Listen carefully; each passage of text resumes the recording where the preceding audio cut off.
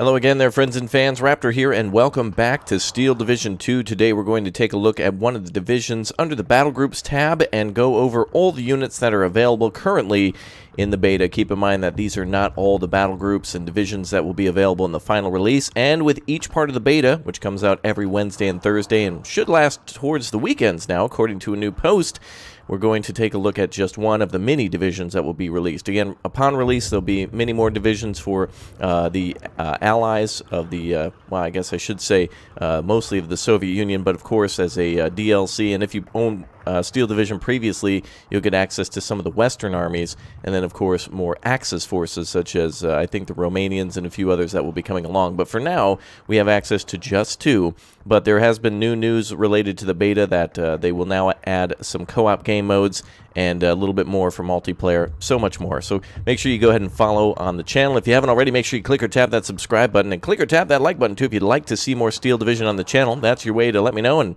makes me smile. Thanks again for your support, and we'll be seeing more from this game very soon. For now, let's go ahead and take a look at the 2nd Guard Tank Corps, and then also we'll take a look at the 5th Panzer some other time as well, so make sure you check that out on the channel. So Steel Division, if you're not aware, is a game that is very similar to Wargame Red Dragon in the sense that if you don't know either of those games, you're essentially taking choices on your units that you're bringing into battle. You're making choices in order to bring certain units that would be available in a division. So even though you get access to an entire division, you then need to make a battle group out of it consisting of Recon, Infantry, Tank, Support, Anti-Tank, Anti-Air Artillery, Air, and then for the breakthrough mode, defenses such as machine gun bunkers, barbed wire, trenches, etc. So we're going to go ahead and just take a gander here at everything that's offered, and I'll tell you about my experiences of what worked for me and what I saw other people making decks for, and what might need to be improved for future deck building if you happen to make your own decks and would like to change things up. But anyway, this is the Recon tab, very important. I always have a cardinal sin of never bringing enough Recon or not any Recon at all, which sometimes can be frustrating because a lot of your vehicles, I've noticed during the beta, just seem to be one and done and immediately destroyed. So one of the things that might be important is to bring some more things such as the Dosen't, which are essentially just an infantry squad that can report back to HQ what they see, the Recon essentially, and so they're looking for enemy troops and reporting positions and letting the other vehicles around them have a better line of sight on the enemy, and so they can be more cautious or more aggressive based off the decision of the commander. So everything we see here, by the way, on the right under this tab is great. It's a new thing where you can actually choose the vehicle you want to bring into battle with them. So a BA-64 could transport these troops to the front, and then they can hop out and go scout through the woods or be hidden somewhere else. What I've seen really work is players equipping these Recon troops onto a motorcycle and then having them dropped off, and then I think the motorcycle disappears and you can hide in some woods. So some quick mobility with high stealth is very good. You can quickly get up into the enemy's lines, hide somewhere nearby, and keep an eye on them. That was very effective throughout those battles. The WLADP is the same, except it is the same motorcycle variant that won't be decrewed, and the crew just simply has a machine gun. These types of things end up being destroyed quite quickly, and the Rezvetka, the motorized group here, and again, the pronunciations are just going to be wrong, but the way to use them will be right and correct in stating that this is more of like a group that you'd want to send into a town. They have some ability to fight back, more than just a two-man squad. You see here that they're equipped with the PPS H-43, a couple of auto rifles, and, well, actually 3 of them in total. So 4-man squad has the ability to last a little longer in battle than the Dozer. The Dozer, of course, wants to be hidden and out of sight and not ever really detected or in combat, but this has the ability to help push the line with mainline troops. The difference between the motorized and the non-motorized is that you just get more men. So again, these would be very good for inside of a town. At 40 points, you may as well start buying infantry. Man, a 40-point anti-tank squad, essentially. You've got a bazooka here, M1 bazooka, and then more rifles and everything like that. At this point, they're going to be well detected and probably prioritized. So what I've seen a lot of people is whenever we saw a 40-man, or rather a 40-point and a 6-man, is it 6-man? Looks like an 8-man squad. then that equals trouble, and people just start bringing the pain on this immediately. So if you're going to try to be using Recon, that's probably the way you want to do that. So again, when you make these decks, and again, I'm just going to look through all the vehicles. Again, when you do that, you'll just be clicking on things and adding them to your cards. Whether or not you want to bring them into A, B, or C is on you. If you bring them during the second deployment phase, which is kind of more like, you know, main combat skirmishes, or just like initial line push of Recon and that type of thing, an initial assault, you get more the longer you wait, and of course there's different experience you can get. So much more customization than ever before for Steel Division 2. The other thing that I thought was great too is this tank actually was a bad call for me for quite some time, was not doing what I wanted to do, meaning that I was bringing it up early, trying to support infantry, and that's not really what this tank is best for. For the T-34 Recon tank here, the best thing that this is actually used for is if you go to Phase B. I've had the most luck of bringing them Phase B with either first or top level groups, meaning that they have the highest rank. The good thing about these is that if they support other T-34s, you can essentially push the line, detect targets nearby, such as maybe infantry that might be moving, have the other tanks immediately attack them in the mid-game, and really be successful in pushing a line with tanks, which is really fun, by the way. That's exactly what this tank, this deck is meant to do, is to be heavy with tanks. If we take a look at the tank tab, which we'll get to in a very quick second, you can see that it's nothing but tanks. This is where you'll be spending a lot of your points. Let's go back to infantry now. And there's a lot of infantry for this squad as well, or for this division that you can add in here. And there's, of course, your sappers, which are very cheap units that use TNT and Panzerfaust. These are actually very good at anti-tank. I did get a couple of good kills with tanks with these, and they are equipped with Panzerfaust and TNT, and so if they get close to a unit, they can destroy it. Even if they get close to, for example, a Flak 88, and it's distracted engaging some troops or a transport, the TNT can be thrown at the stationary gun. And so these are essentially engineering squads that can get really close and blow up big tanks, especially with the Panzerfaust, and also with the explosive, almost a guaranteed kill if you can get them close. Very difficult to do, but again, with the transports, this is a new thing that everyone needs to be cautious about. If you do no transport, they'll proceed on foot, and then, of course, if you get, for example, like the American Jeep, then you can really get them to the front ASAP. These are just very unarmored vehicles, so one hit or really one machine gun blast could kill the entire squad. But there's many different vehicles that you can use to transport them in, and they're all pretty good. A lot of it is American and British technology, but there is a little bit of Soviet such as the Ziz 5V. So you can see that they can be transported quite easily. And it's the same for all these infantry.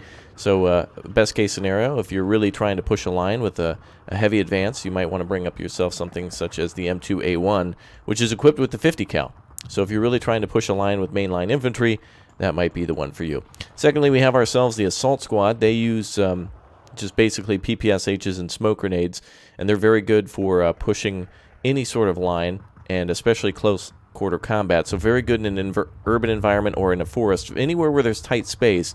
And they're also very good at the flanks too, because if you keep them hidden, and if you kind of keep them nearby enemy squads while they're advancing, these guys are really good at ambushing. And if you lose the squad, it's only 15 points, and it's very recommended to just bring them in a standard transport, as they probably won't be lasting long enough during an attack or a defense to really do much.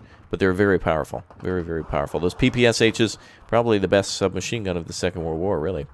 And then, of course, you have your Advo Komarati. I don't know really how much to say them, but essentially this is your leader group. And leaders, just like in Steel Division 1, these are commanders that if they're kept near other squads, such as the, let's say, the sappers, they actually add veterancy to these units. So if you're defending and you keep a commander unit nearby, this will automatically give these troops an extra level of skill. So if you've chosen to bring in the highest level of 2, which is highest to call out, they can then get a veterancy of 3 if they're near the leader. There's also a commander, we'll go over that shortly, which also adds yet another level of veterancy, though I think the maximum might be 3. I don't think I've seen any 4-star units, but units that are 2 and 3-star, if you see those on the battlefield, those are a real nightmare. So if you're attacking, 3 squads into 1, there is a chance that you could be defeated if that one squad happens to have multiple stars.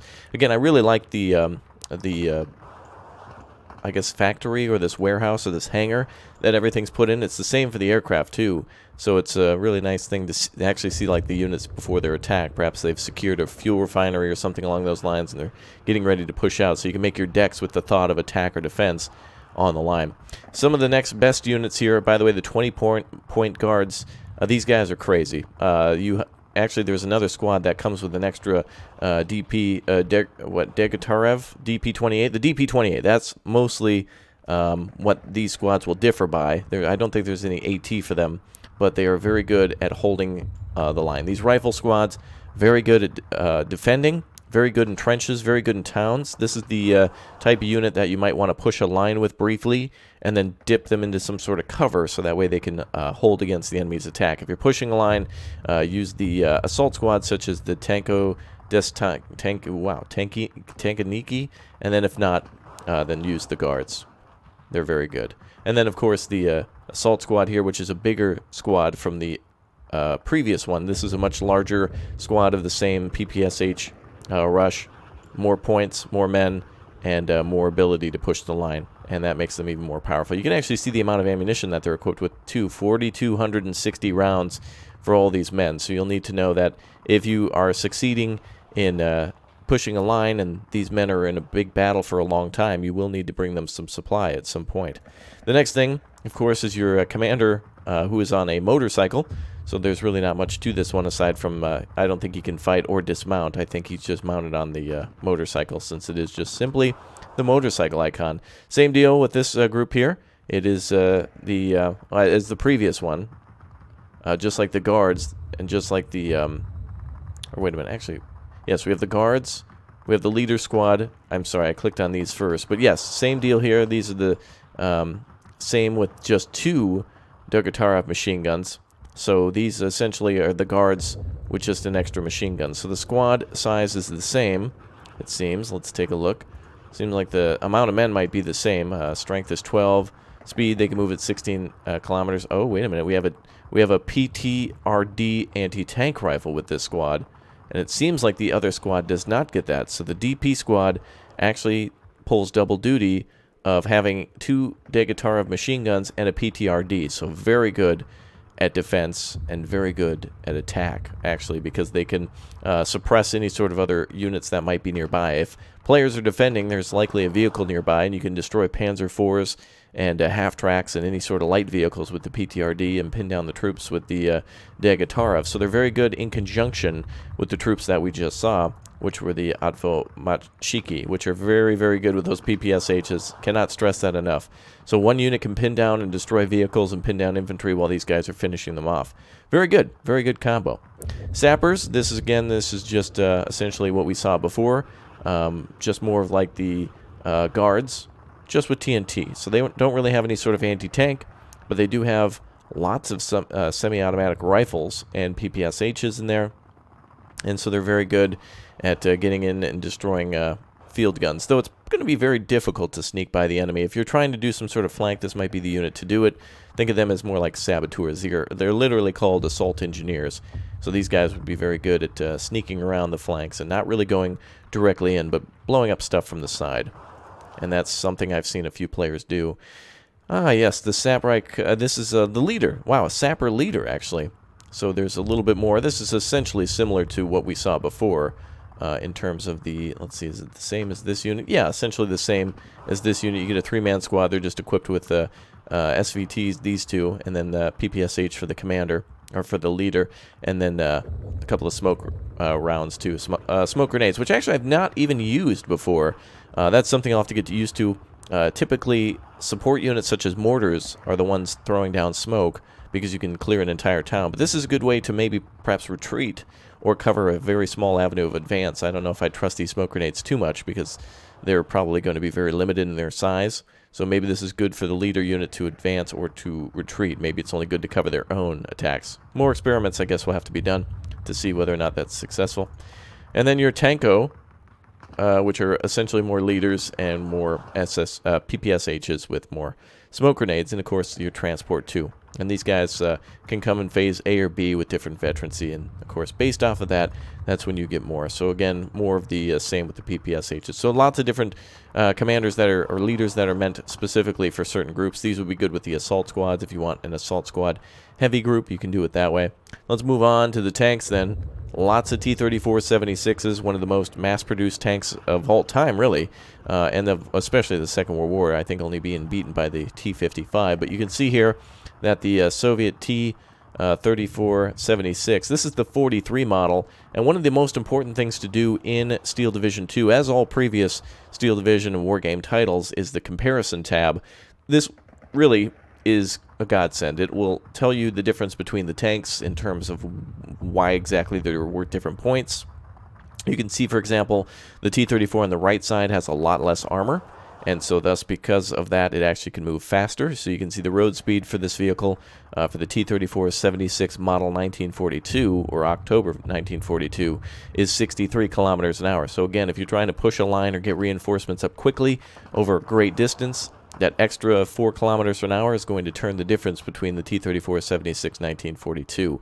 You can see the differences of the gun, for example. You can see the F-34 is for both of them essentially the same gun, just mounted on different chassis. So everything in the tank is the same, except for the chassis itself is different.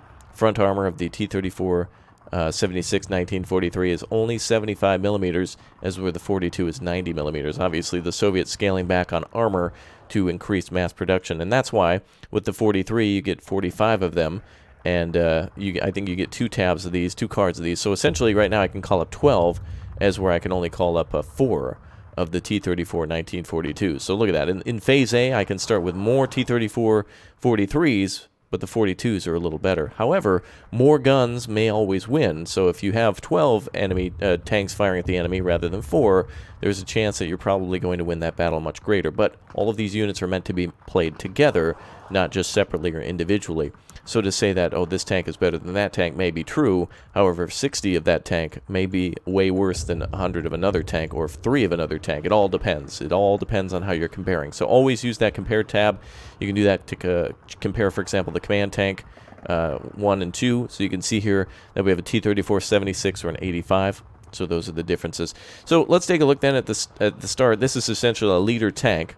So it's a T-34-76 that just has leadership capabilities, which again gives units around them veterancy, all units around them veterancy. So you could park this near some artillery guns and increase their accuracy and such if you are keeping the tank nearby to defend. Or you can also do the same with infantry. It doesn't just affect tanks, it affects all units nearby. So you can bring this unit to support infantry in an attack if you're desperate enough to do so, or in a defense if you need it. So it's all important that way. Very good stuff. And very well played, too, by the way. And again, when you keep leader groups nearby infantry and tanks, and then you have a commander nearby, that raises their veterancy even further. So the command chain in Steel Division 2, very important, very unique, and a really awesome feature. I love how it played out in multiple battles. It's really a splendid thing to see. So the command tank, very important. There's also the T-34-85 variant of the same. So again, we're talking about different levels, different veterancy. And of course, this is all subject to change, so I don't want to linger too long on, for example, how many you get or in what phase. These could all change as the beta is just currently out. The purposes of this video is only to show you what's in here and how things can be used. And of course, the T-34-85, this is a real tank cracker. This can destroy Tigers. This can destroy Tigers.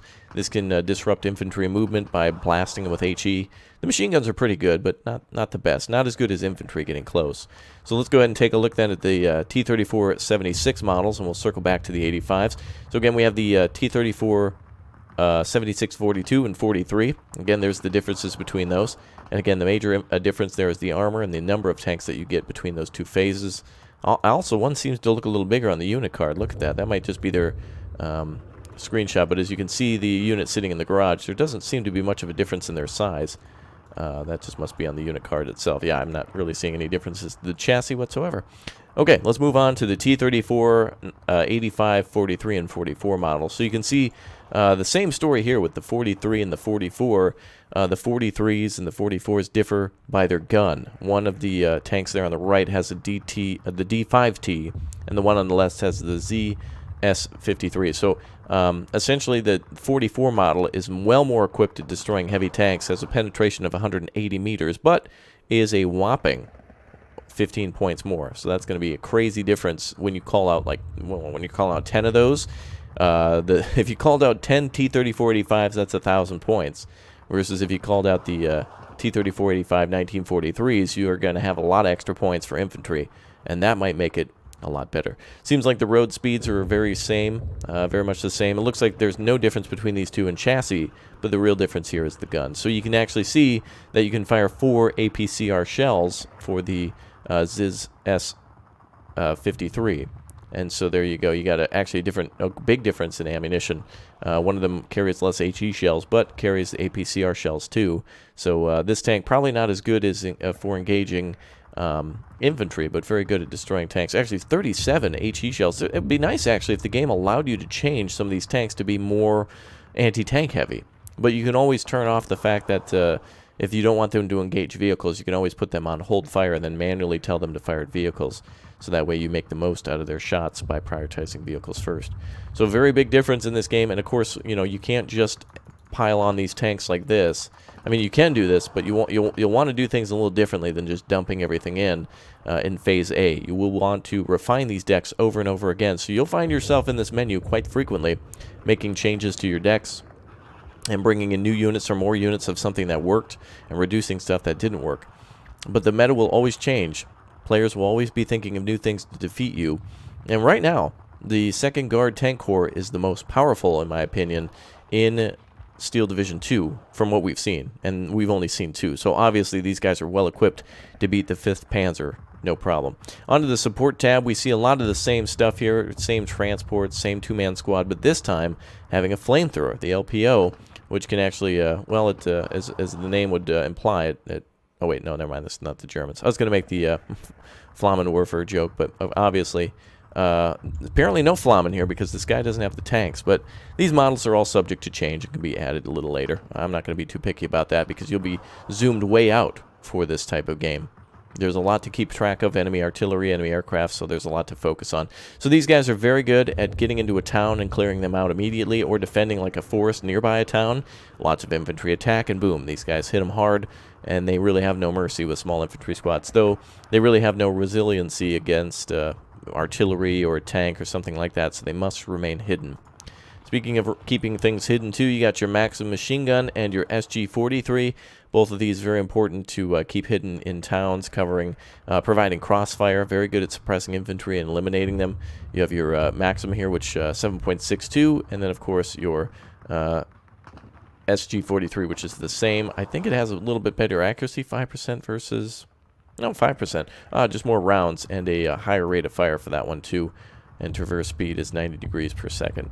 Wow, very nice. Okay, so let's go on to some, I think these are infantry gun. Yeah, infantry gun. OB-2576.2.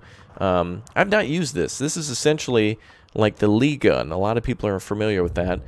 This is really more like a, kind of functions like halfway between a howitzer, well, kind of like a mortar with its range and kind of like a howitzer with its, although it has 2,000 meter range, that's pretty hefty. The accuracy 35%, pretty good. I haven't seen anybody really use this, and it does come with heat shells, so it has the ability to destroy tanks. I think a lot of players like to use mortars a bit more, but this would be a very good thing to bring in conjunction with, for example, the M2A1. One, it can defend it, and two, once you fire a few rounds, you can actually advance or retreat based off of whether or not your artillery needs to move because it's becoming under, maybe it's under enemy fire, or you want to push the attack, so it can be a really powerful unit to use. We'll move on then and take a look at supply. In Wargame, Red Dragon, and European Escalation, Airland Battle, Steel Division, and even Steel Division 2, supply very important. Your troops can't fight if they don't have rounds, Germany. So you need to bring up all the supply that you need all the time. You'll be using these quite often. A lot of players just think, oh, this is just for artillery. But, interestingly enough, more of a need for supply trucks in this game than ever before. You will need to bring these up to support your assault units, and even if you're defending, after a while, maybe after a couple of waves you've defended a town, you will need to top off your troops with a few rounds. So have a truck swing in, and then back out, that type of thing. But, of course, this is also needed to fully rearm things such as your Katyushas, or if you're on the German side, you might need to rearm some of your heavy artillery between every round. Well, the Katyushas fire once, and then you need to rearm them. Once they're empty, of course, they don't immediately get more supply that they carry with them. It's up to the trucks. So trucks, very important. Speaking of assaults, by the way, the assault gun here, yeah, the ISU-152. This is something that really brings some heavy fire as well. This is equipped with 4 AP shells and 16 HE shells. And this is a real panzer cracker, I guess you could say. This is like the real tiger killer. I've had a lot of luck. These things, you know, obviously die quite easily. They've only got 165, or no, rather 125 frontal armor, so they're not undefeatable. These are not the absolute solution to tigers, but they're crazy range to fire 1,000 meters, and to see this big slow shell that is 152 millimeters with 165 millimeter of penetration. This can one and done tigers and panthers, but can also be destroyed itself. So it's something you need to really watch, and it's very good at assaulting towns too. If you've got a enemy occupied town and you have a ISU 152 nearby, very good. This proved to be very good in a lot of the battles that we fought. Very fun unit to bring out. Really cool to see it on the field, smashing enemy tanks and then providing fire support for friendly infantry. Very good thing. Very good indeed. All right, finally on to the new unit in the game, the Commander. This essentially works, it's called the Combat, but essentially the Commander unit, very good. If you bring these guys nearby, they don't have to be right on top of, but if you bring them near the leaders, they will amplify the effect of squads immensely. I think you only get one of these, and you can also call it an M2 Combat. So you get each phase has a different one that you can call out, but they will amplify your unit's potential immensely. These are a must-have unit. I thought perhaps, oh, this must just be kind of like a little thing that works for certain decks. No. It is immense. The Germans also have the same, so it's very important to bring these guys along. And again, 2 squads that have full veterancy can almost defeat like 6 squads under artillery fire that don't, if you play things right. It's crazy. Really good. They also come inside the M2 Combat. I think this is just the vehicle itself, so the vehicle will need to be by. The command is probably inside. Maybe there's like a desk or a radio or something set up. They're giving commands. And same with the M3A1. So essentially, same deal, just different vehicle. All works the same. All right, let's move on to anti-tanks. One of my favorites, too, by the way, at least for the Germans. But the Soviets having a lot of good anti-tank as well. Not so much on the anti-tank guns, but I've seen the PTRS-41 teams really do a lot of good work. We saw the anti-tank guns and some of the other infantry, but the anti-tank weapons of the PTRS, really good here. It might only have a 35mm penetration, but this thing can track tigers, it can do a heavy amount of damage and even destroy Panzer IVs, and can wreck all sorts of German equipment that anything that's on wheels or tracks is going to have a bad time if you continue to fire it on it with a PTSD. And not to mention, the PTRS, I almost called it the PTSD because that's what's going to cause to your enemies. This thing can cut off infantry that are advancing in light vehicles. So if you happen to get this near a supply route where the enemy's transporting troops, you can one and done their entire squads. It'll kill the entire enemy squad. And so if they brought up 3 vehicles and you happen to kill 2 of them before these guys get finished off, you just eliminated 2 squads with a 20-point unit. And that's a huge win. Big. Panzerschrecks. Yes, the Germans gave apparently some equipment to the Russians. How nice.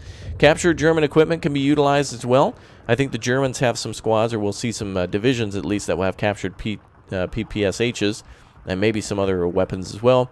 But this essentially is a 2-man squad with the Panzerschreck rather than like the bazooka, and it has the same properties. No differences between the Panzerschreck that we'll see for the Germans, except it's just a 2-man wrecking crew, I guess. They'll come right in, they can kill tigers from the flanks, actually can kill them from the front too. What? This is inaccurate, huh? Yes, I know, but it is part of a video game, and I guess at least if I were on my team, I'm not worried if a tiger's getting killed from the front, and I'm in command of the troops that killed it. I'm not going to complain. However, on the other side, that's what we call an instack one and done. 53K 45mm, not to be messed with. This thing is incredible. I did not like this at the start, thinking this could not do anything against Panzer IVs and infantry and stuff. This thing can just pump out shells. Actually, it doesn't do anything against infantry, but what I have seen it do is destroy transports. And man, since it has such a high rate of fire, this thing can just shred convoys. Again, infantry are vulnerable until they're exited from their transport, so the same thing can happen to you. Again, if we have troops in this type of vehicle, let's say we were bringing up a full guard squad, and the enemy had an anti-tank gun and destroyed it, that's the whole crew gone. So this thing being able to fire 45mm shells repeatedly at a high rate of speed, it is crazy. The rate of fire of this is 12 rounds per minute. So you'll be able to fire quite a few times, even under fire, until the enemy, well, either until they're dead or, wait a minute, what is this? 37mm and 50mm. Hold on a second, but then yet it's called the 45mm. What the hell? Wait a minute, what does that mean? Small gun, 37 and 50mm. Wait a minute, isn't this a 45? 37, 45, and 50. I actually haven't taken a look at this before. I assumed it was just a 45 millimeter because that's what the name says, the 53K 45 millimeter. Interesting. I don't know much about this gun. I don't know if there's different variants that we get if we... Oh, can we make some suggestions to the differences? Wait a minute. Let me see if we give it a different transport if we get a bigger caliber. 45. 45. Okay. So it's just that gun, but that just happens to be the name of it. That's kind of confusing for somebody who's a noob such as me. But anyway, it doesn't matter. If this, it doesn't matter the millimeter of this thing. I'm assuming it's a 45. Could be a 37, but I don't think this gun was a 37. Regardless, shreds vehicles like crazy. If you put a few of these guns in elevated position, which is a factor in this game now, it's going to absolutely destroy everything. It's really good. Now, of course, this isn't going to destroy Panzer IVs as easily, but it has the potential to do so. However, if you're trying to destroy Tigers and Panzer IVs with absolute guarantee, the Ziz 2 57mm is your man. 120mm penetration, not too bad, much better than the 100mm that we see from the 53K, but the Ziz 3, you can see the differences between these 135. The Ziz 2 with the smaller shell has pretty good penetration. It's really like a high-velocity gun. This thing can really fire fast as well, 12 rounds per minute, as where the other one can only fire 9 rounds a minute. So the 57 and the 45 are very good at destroying enemy vehicles from medium range, and your 76 is going to be your long-range killer. This thing is very good at Tigers and Panzer IVs. This is just not very good at dealing with larger groups. So if you're really defending in, for example, breakthrough mode, you may want to bring some lower calibers. Some people might think not good if you're not firing as fast. That's not a good idea. But it's not about the heavy accurate hits. Sometimes it's about the fast firing because it can make enemy units panic. So just try to keep a little bit of everything on the line, including the Su-85, a tank destroyer actually equipped in the game, very similar to what we saw with the the ISU-152. This thing just having the 85mm. So it's essentially like a T-34-85. The chassis is pretty much the T-34. The gun is similar to the T-34-85. Not the same gun, but the caliber is the same. The millimeters are 85. The penetration is 180, and so this is a good stopgap between vehicles that you might not get in the early game phase. So if you're trying to attack or defend, this can be really good. If you use it correctly, support it with infantry, you can really crack some tanks from a far distance, medium distance, and of course up close. Very good stuff. So that covers everything there.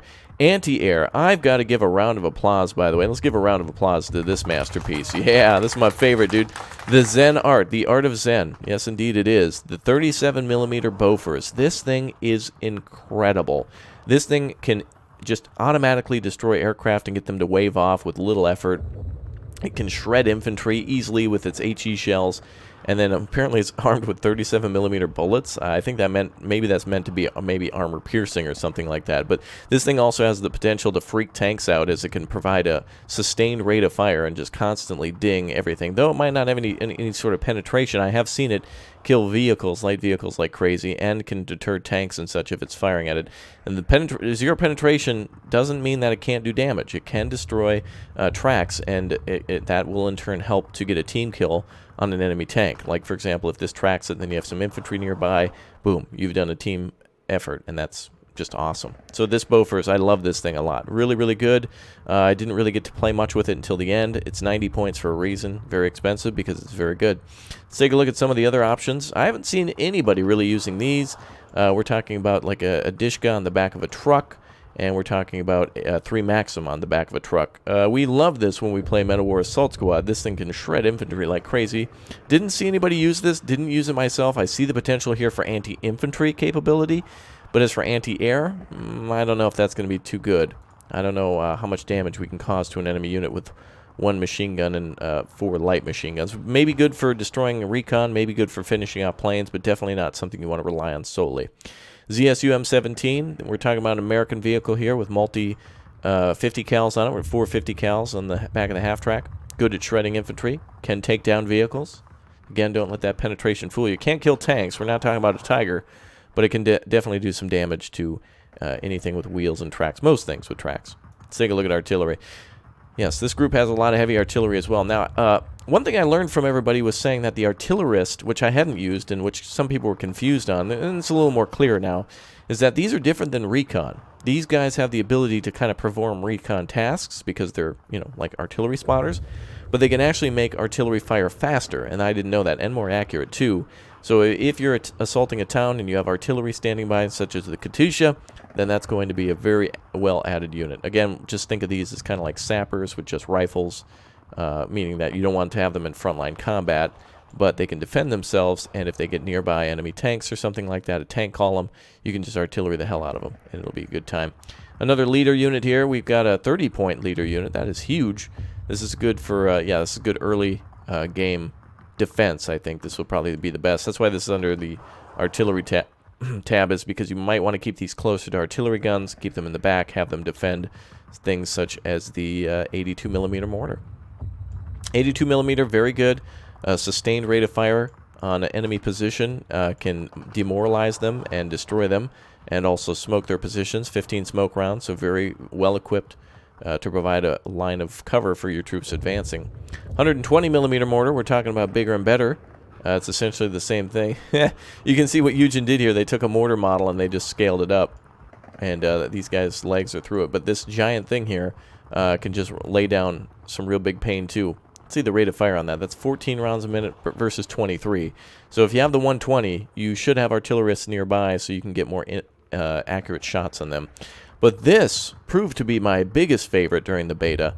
This right here is a mortar on the back of a motorcycle. Genius.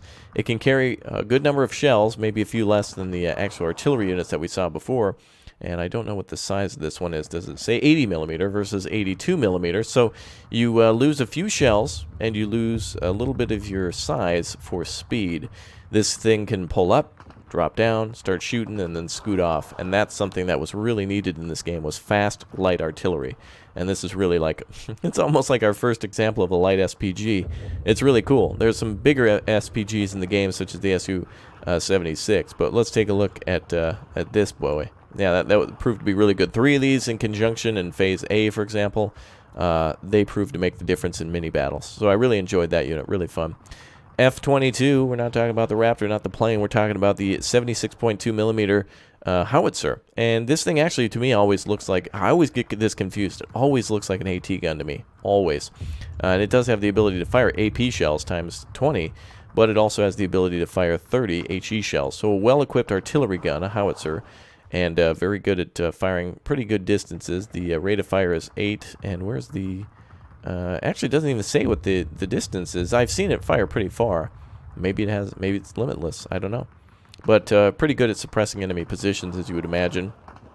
And very cool. Let's move on to the Su-76M, having the capability of firing the Ziz-3 with the 76.2. We're essentially talking about another 76mm just on a vehicle this time. Hadn't seen too many people use this. I don't think many people are interested in using a 76mm AT, or rather a artillery gun, although it can fire like anti-tank as well. This vehicle is good for suppressing enemy troops and such, but for the 95-point range, you may as well get yourself almost 2 more. Well, yeah, you'll definitely be able to get 2 mortars, 82mm, or a couple of motorcycles for almost the same price. So a lot of people not using this just because the hefty price range with the lower HE value. Could always change, so it doesn't matter. Plus, this thing is a hot target, too. Off-map artillery is a thing in the game. This is interesting. The F.A.Q, I think this is something that the Soviets made. I don't know if this is American. Actually, could it look? Oh, yeah, there it is, USA. Okay. They just painted over it. I don't think I've seen this before. But essentially, this is a off-map artillery unit. So it's an artillery observer that can bring in 122mm guns off-map, which means if you don't have any artillery at all on the field, you don't have to worry about defending them, because this can essentially call out to a radio to some distant artillery nearby that's not on the map and can hit enemy positions quite easily. The final thing for the support tab, the BM-1316 Katyusha. Look at that thing. Very, very, very powerful unit. The unit here is actually capable of destroying tanks. It has a huge area of damage for the rockets when they hit. And 132mm times 16 times like 2 or 3 or 4 Katyushas, that can clear out an entire village. And not to mention, it's almost like using a stun grenade. if you, you know, fire a bunch of these into a town, you can get all the enemy units to panic and fall back or to be stunned, and then you can launch your attack while they're just still getting over what artillery was used for, not only to eliminate enemy troops, but also to kind of daze them for the start of the attack and panic them. And this was really effective at that. And this is no different in this game. Very fun unit to use. You won't be seeing it fire too much, but when it does, boy oh boy, everyone on the map is going to pay attention. So that's a real lovely one. For those of you who love aircraft, now is your time. Take a look. We've finally got some neat Soviet planes in the game. A lot of Yaks and a lot of IL-2s and the PE-283s, but right now we have ourselves some Recon. I hadn't seen a lot of players using Recon at all, not Recon planes. A lot of people using infantry. I didn't see a lot of vehicles. I certainly didn't see a lot of planes. Most people were using infantry. However, this is equipped with some bombs. Look at that. It actually has 4 bombs on board. So this might be good for an early game. If you happen to find an enemy who just is not defending his artillery at all, this could change the difference. It does have the ability to drop some bombs. So it's essentially like its own bomber. A very, very light bomber that has the ability to scout enemy units. So if you don't think the enemy's playing with any sort of air, or can't bring them out at a certain phase, you can bomb them or harass them for a while, so at least nothing will go undetected. Onto the Yak-1Bs, these are air superiority fighters. Fighter in the game is what it's classified as, the Yak-1B Normandy, and man, this is a really good unit. You can see the differences between these, by the way, are based off of what type of weaponry they're equipped with. So, let's see here. One is the Yak-9 and one is the Yak-1B. So they're essentially equipped with the same stuff, 20 millimeters and machine guns, but one is just more agile, as where I think the T might have a different weapon set altogether. Yeah, 37 millimeter. So there you go. Interesting. That says autocannon 12, 7 millimeter and 20 millimeter, even though that says at the bottom that it's equipped with 37 millimeter. Well, doesn't matter. You'll have to look at the differences to just make sure that you know them during the beta. These are all not finished, so. But these can also attack ground targets too. A 30 or 20 millimeter coming down on top of a Tiger tank can destroy it, disable it, or heavily damage it, or get it to panic. So it's a very good thing to bring in with some of your bombers and rocket planes too. So just keep that in mind. Very good stuff. Very, very nice. So those 3 planes, they're all different points. This one being the 110 point because it comes with a 37 millimeter gun. No kidding. All right, the IL-2. My only complaint really about the game so far is the air tab in the lower left corner. It's hard to differentiate these two because they're literally just called the IL-2M. And the only differences between these two are that one's equipped with 12 bombs, the other one's equipped with 82 millimeter rockets times 6, the RS-82. So when you have it down in the lower left corner, it just says IL-2M. The only way to differentiate these two in the game is by their picture, but once you've equipped them, it's hard to see. That's just a minor complaint on that one. It's just hard to know whether or not I'm calling out bombs or rockets if I have both of them in my deck. So you can see this one is equipped with bombs, though they're not on the plane at all. Aren't bombs supposed to be? Is there bomb bay on the IL-2? I'm not actually sure. I don't know too much about the plane. The rockets are on the side, so I would assume the bombs are supposed to be as well. And it looks like we've got 8 rockets as well. Some people will nitpick about that stuff. I know that I'm going to be zoomed out so far that it doesn't matter. But look at that camo. Blue underneath to disguise as the sky, and the camouflage on top to disguise as the ground. I really like that. Very cool. There's no real difference between the paint jobs, is there? No. So it's essentially the same plane with just different equipment. Very good. So commonly used. IL-2, very famous plane, though. Very, very powerful ground attack plane. Very sturdy and very nicely designed. The PE-283, we have bombs, and we have 2 different types of bombs, actually. 180 points for the 500 kilogram payload times 2, and the other one with the 100 kilogram times 6. The nose guns are the same, and all the other equipment to defend itself. I think it does have a tail gunner. Let's take a look. Yes, it does. So right behind that, it can defend itself from there. And also side gunners, too. I didn't see that before. Very cool. And also a belly gunner, too. Or I guess you could... is that a belly gunner or a tail gunner? I suppose it's not on the tail, so it's probably a belly gunner itself. So belly gunner, 2 side, and then, of course, the observer up here. Very cool. Very nicely designed. Similar to the plane. Actually, well, obviously, it's the plane. And it looks nice. Actually, I want to see if these are the same. Yeah, no change between the 2 models. So for the Soviets, 2 planes that are essentially the same, one with rockets, one with bombs, and then the bomber, heavy payload or... oh, I guess they say both heavy payload, even though one's 500 kilograms and the other one's... Well, that's 1,000, and then this one would be 100, so doesn't matter. That's what they classify it as. On to the defense. This might be a little glitch, so get ready to laugh. Lol, lol, lol. This is supposed to be, essentially what Eugen will do is they'll get rid of all this stuff around, all these shelving and all the lights hanging from the top. We're supposed to be outside, but they're not finished with it. So for breakthrough modes, you can set up barbed wire. Very cool. This will slow down or stop enemy troops. I haven't seen whether or not it does either. I haven't seen it yet be effective, but I do know for a fact that this will at least slow down troops, if not stop them. So it's going to be very difficult for enemy infantry to pass through these. Vehicles can pretty much pass through with no effect whatsoever. If we take a look at the gun pits, these are essentially for mortars and AT weapons to be placed into, so very important for any of your AT weapons during breakthrough mode only. And then trenches, of course, very, very good for putting elite infantry in and to capture, or rather, well, if you defend an area, lose it, counterattack, and then recapture it, it's a really good way to lock down a position. I've been successful at that a few times. And then, of course, your Maxim machine gun, which is really cool. It's literally a bunker that is disguised with bushes and everything, so the enemy can't see it. And you got your mound there, which is essentially just like a little log cabin. And that's going to bring some hot cocoa and pain to the enemy. Really nice. All right, guys. Well, that's it for my time here today. I hope you really enjoyed my kind of peek at the decks. I didn't think I was going to do this, but I thought, well, you know, I wanted to at least go back and look at vehicles that I thought were really cool during the beta, and that I'm looking forward to see. So, again, if you want to see more of this, make sure you click or tap that like button. Thanks for subscribing, and I'll see you in the next one for the 5th Panzer Division for the Germans. I'll see you all next time. Thanks for your support. If you have any questions, comments, or anything you want to know more about, or any suggestions for any other players or deck codes, please share them below, and I'll be happy to like those and heart them myself and pin them to the top. I'll see you next time. Bye.